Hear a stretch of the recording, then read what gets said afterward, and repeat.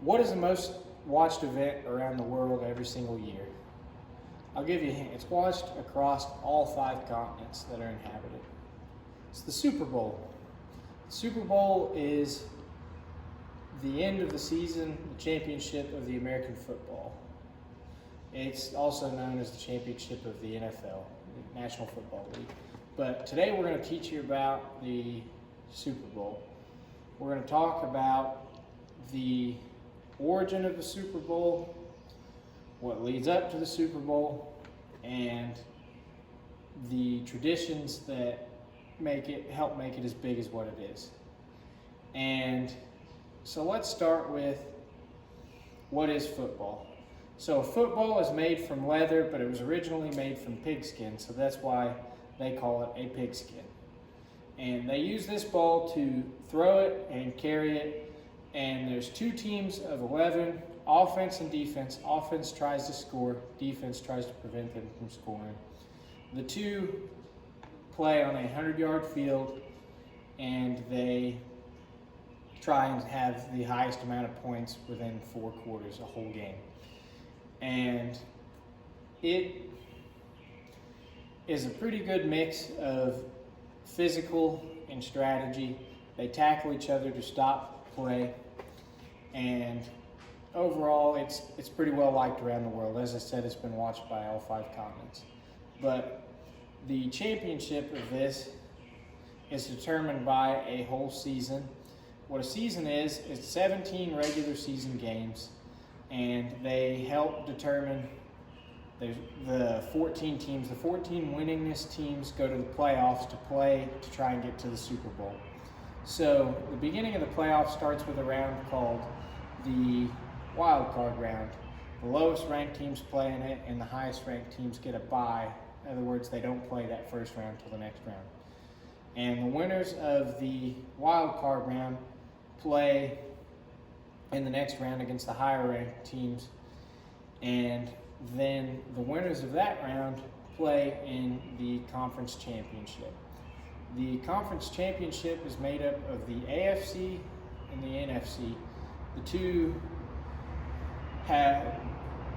conference champions after that round go on and play in the Super Bowl in February every year. And so let's talk about the origin of the Super Bowl. So back in the day, there was actually 2 different football leagues. The NFL, which has been around for over 100 years at this point, it's known as the National Football League. And then there's the AFL. It's known as the American Football League. The AFL was made because the NFL didn't want to expand and add any more teams to their smaller roster at that point. So the 2 actually grew to a point to where they were competing for sales. And in 1967 or so, they made a pact. This guy named Pete Rozelle, he was the NFL commissioner at the time, and a guy named Lamar Hunt. He was an AFL team owner, but he spoke for the rest of the teams. They signed a deal to combine the 2 teams, make the AFC and the NFC the 2 conferences of today's NFL. They were going to start that model in 1970, but they wanted to do something to combine before then. So they decided to play a game between the 2 champions of the NFL and the AFL, and it would go on to be known as the Super Bowl. The Super Bowl name, actually to begin with, was not liked by who made it, but an ESPN writer wrote an article before it ever happened and called it that, and it stuck and blew up, and everyone became excited for what was to come. So obviously it stuck forever because we all know it is the Super Bowl today. But let's talk about the traditions of the Super Bowl that help make it what it is. So the 2 biggest traditions every year are the commercials and the halftime show. The big reason why they have the commercials and the halftime show is because of ad revenue, money. So these commercials are ads for companies, and they pay millions of dollars, and the company who's airing it makes roughly $350 to $400 million a year from the ad revenue from the commercials and the sponsor who pays for the halftime show. And roughly now for a 60-second ad, it's about $3.5-ish million, depending on the year.